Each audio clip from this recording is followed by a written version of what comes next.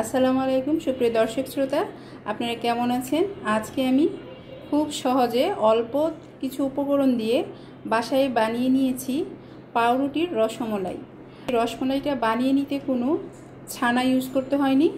আজকে আমি পাউরুটি দিয়ে রসমালাই বানিয়ে দেখাবো। আর এখানে মাত্র 3 পিস পাউরুটি নিয়েছি, 1 পিস, 2 পিস, 3 পিস। তো আমাকে প্রথমে করতে হবে এই যে ব্রাউন কালার, চতুর্দিকে যে ব্রাউন কালার সাইডটা আছে ওগুলো কেটে ফেলে দিতে হবে। আমি ব্রাউন কালার সাইডগুলো কেটে ফেলে দিয়েছি। এখন এগুলোকে টুকরো টুকরো করে নিব।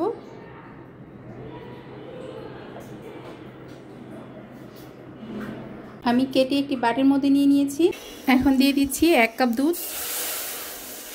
পাউরুটিগুলো কেটে রেখেছি ও পাউরুটিগুলো দিয়ে দিব। পাউরুটির পিসগুলো দুধের সাথে ভালো করে মিশিয়ে নিতে হবে। চুলার আঁচটা ছোট করে দিতে হবে। তারপর দিয়ে দিব 2 টেবিল চামচ সুজি, কাঁচা সুজি। এগুলো ভালো করে আমি আবার মিশিয়ে নিব পাউরুটিগুলোর সাথে। তারপর দিয়ে দিচ্ছি 2 চামচ ঘি। ঘিটা দেওয়ার চেষ্টা করবেন। ঘিটা ফ্লেভার যেমন সুন্দর করে, খেতেও কিন্তু খুব ভালো হয়। খুব ভালোভাবে মিশিয়ে নিতে হবে ঘিটাকে। প্যান থেকে আপনার ডোটা নিজের ইচ্ছায় ছুটে আসবে, তাহলে বুঝে নিতে হবে ডোটা খুব সুন্দরভাবে পারফেক্টলি হয়ে গেছে। আর পাউরুটি দিয়ে যে এত সুন্দর মজার রসমালাই খাওয়া যায়, সেটা আপনার না করে খেলে বিশ্বাসই করবেন না, আর বুঝতেও পারবেন না যে জিনিসটা পাউরুটি দিয়ে এত মজার রেসিপি হয়। আমার ডোটা কিন্তু প্যান থেকে উঠে আসছে, তার মানে বুঝে নিতে হবে ডোটা রেডি হয়ে গেছে। এখন চুলাটা আমি বন্ধ করে দিব। ডোটাকে আমি একটি বাটির মধ্যে নিয়ে নিচ্ছি। অবশ্যই একটু ঠান্ডা হতে হবে। এখন দিয়ে দিব আমি পাউডার মিল্ক। পাউডার মিল্কটা অবশ্যই দেওয়ার চেষ্টা করবেন। পাউডার মিল্কটা দিলে আপনার রসমালাইয়ের টেস্টটা দ্বিগুণ বাড়িয়ে দিবে। আমি কিন্তু এখানে অলরেডি 4 চামচ দিয়েছি, আপনারা আপনাদের মতো করে দিবেন। খুব ভালোভাবে এটা মিশিয়ে নিতে হবে। আমি কিন্তু এখানে চিনি দেইনি, কারণ পাউরুটিটা হালকা মিষ্টি থাকে। পাউডার মিল্কটা দিয়েছি, এটাও হালকা মিষ্টি থাকে।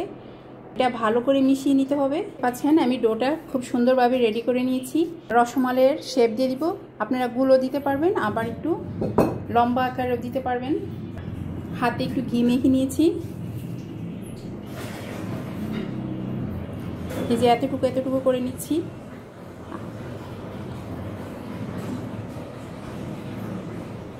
আমার রসমালাই করলে ঠিক এভাবে করলেই ভালো লাগে, তাই আমি এভাবেই করে নিচ্ছি। রসমালাইয়ের শেপ দিয়ে দিয়েছি। চুলায় আমি প্যান বসিয়ে দিয়েছি আর চিনি দিয়ে দিব ক্যারামেলটা তৈরি করার জন্য। চিনিটা একটু বেশি করেই দিব, পরে যাতে চিনিটা আমার দিতে না হয় সেজন্য একেবারে চিনিটা দিয়ে দিয়েছি। আর রসমালাইয়ের মধ্যে তো এমনিতে একটু মিষ্টি কম থাকে, তাহলে তো খেতে অনেক মজা হয়। চিনিটা নাড়াচাড়া করলে ক্যারামেলটা তৈরি হবে না, তাই আমি চিনিটা নাড়াচাড়া করছি না। এই চিনিটা একটু গলে আসলে পরে নেড়ে দিব। এই যে একটু গলে আসতেছে, এই যে দেখতে পাচ্ছেন ক্যারামেলটা রেডি হয়ে গেছে। এখন আমি এখানে দুধ দিয়ে দিব। আমি দুধটাকে জাল দিয়ে অনেক ঘন করে নিয়েছি, একেবারে সর পর্যন্ত বসে গেছে দুধের মধ্যে।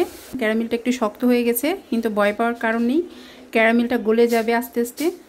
পাচ্ছেন ক্যারামেলগুলো গলে গেছে এবং দুধটাও বলক এসে গেছে। এখন এগুলো দিয়ে দিব আস্তে আস্তে।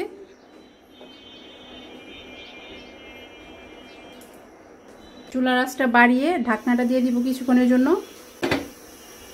তবে কাছে থাকতে হবে, না হয় পড়ে যেতে পারে। বলক এসে উপরে উঠে যাচ্ছে, তাই আমি ঢাকনাটা সরিয়ে দিব।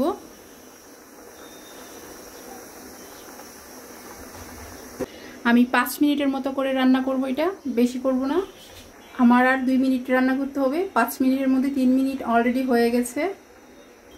আমি কিন্তু রসমালাইগুলা প্রথমে একটু নেড়ে দিয়েছি, তারপর কিন্তু আর নাড়িনি, যেহেতু আমি ভাজা ছাড়াই রসমালাইগুলা রান্না করছি, নাড়ছি না। অনেকটাই ফুলে উপরে উঠে গেছে। আমি এখন চুলাটা অফ করে দিচ্ছি। দেখতে পাচ্ছেন মাশাআল্লাহ অনেক ফুলেছে। এখন আমি এগুলো নামিয়ে নিব। দেখতে পাচ্ছেন রসমালাইগুলো কত সুন্দর হয়েছে, একদম নরম তুলতুলে হয়েছে। নামাচ্ছি, তাই ভেঙে যাওয়ার একটু চান্স থাকতে পারে, তো সাবধানে নামাবেন আপনারা। গেছে, খুবই সুন্দর একটি কালার হয়েছে, আর মিষ্টিটা কম হয়েছে বিদায় খেতে আরও বেশি ভালো লাগছে। রসমালাই যদি রসই না থাকে তাহলে কি সেটা রসমালাই হয়? দেখেন আমি অনেকগুলো দুধ দিয়েছি, রসমালাইগুলো উপরে ভেসে আছে, দেখতে কিন্তু সুন্দর লাগছে। আর কতটা সফট হয়েছে আমি দেখিয়ে দিচ্ছি, আমি খুব কাছের থেকে দেখিয়ে দিচ্ছি কতটা সফট হয়েছে। রসমালাইয়ের যে মালাইটা খুবই টেস্ট হয়েছে।